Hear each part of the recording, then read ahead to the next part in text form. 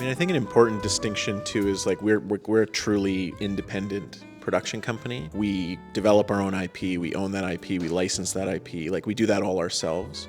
And in that sense, there's also no one coming to save us.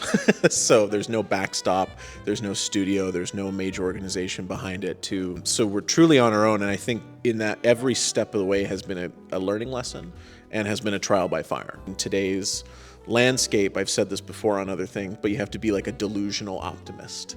Like you have to believe so wholeheartedly in what we're doing. And I think that part of our success is the projects that we do attach ourselves to, we go all in. Like there's no sort of, oh, we're only going to do this or we're only attaching ourselves for this. It's like we really go all in and we take on the lion's share of the responsibility and the work. And but you have to have the team to be able to do that. Like nobody can do this on their own.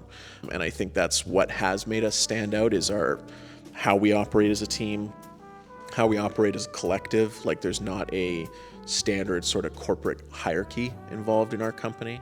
When it comes to learning from your mistakes, I think the biggest thing is that you're going to make mistakes.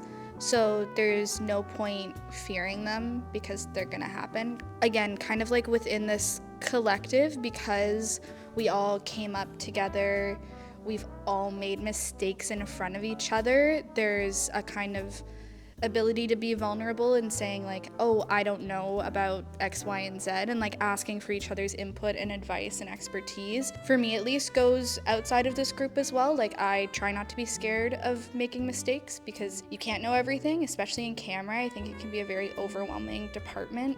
I think that we faced like many challenges starting the company, and a lot of those were growing pains. Like when you break it down into steps and you start working your way up, you really do feel like those challenges aren't as big or as scary as they seem at the beginning.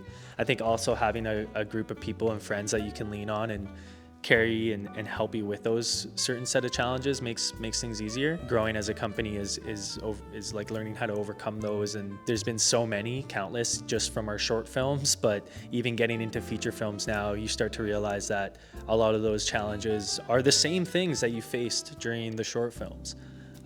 They're just bigger.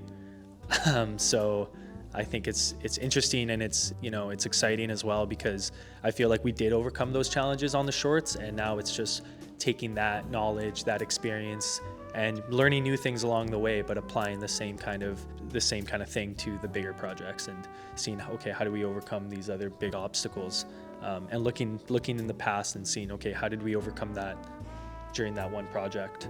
Maybe there's a similar path to a solution here.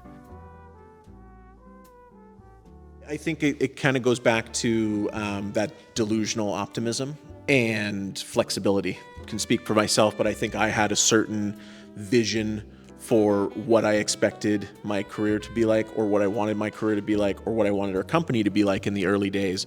But just, through sort of the challenges that what we were talking about is you have to be flexible and you have to be willing to sort of pivot to what that new direction can be at any given moment. It's going to be trial by fire. It's going to be challenging, but I think if you're willing to sort of, jump into that and do it and be that delusional optimism, if you have a story or if you have an idea that you're really passionate about, you got to get behind it 100%. And sort of something that I always say is like, if you quit, there's a guarantee that it won't happen, but if you keep going, there's a chance it might.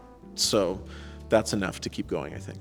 You can follow Mike Johnston on Instagram for similar messages every single day on his story. Yeah. May or may not have the rock. Unbelievable. I think that there's a lot of fear of what kind of a filmmaker you're going to be, and there's a lot of, it can be healthy competition, but also like a fear of yourself as an artist compared to like your classmates or other people in the industry is something that I really struggled with. But at the end of the day, no one can be the filmmaker that I can be, so I just try to move forward as myself because no one can do what I can do. For me, I think my piece of advice would be definitely one of the best things was the connections and the people that I'm here with today. So stay close with your friends, find that group of people They're going to be the kind of people that you work with constantly in and out of the industry. Think of each other a lot. I think that so much of this industry is collaboration. And so I think like being thoughtful of each other and of each other's projects and trying to be a part of each other's projects is the best kind of advice I can give, is try and just work on as many things as you can, explore things, or what project you're going to be working on in the future where you might need a favor, or you might be working with your friends again and people from the alumni. So it's a very small world out there. So that's my only advice. Is if you're getting into film school, the biggest takeaway is you get what you put in.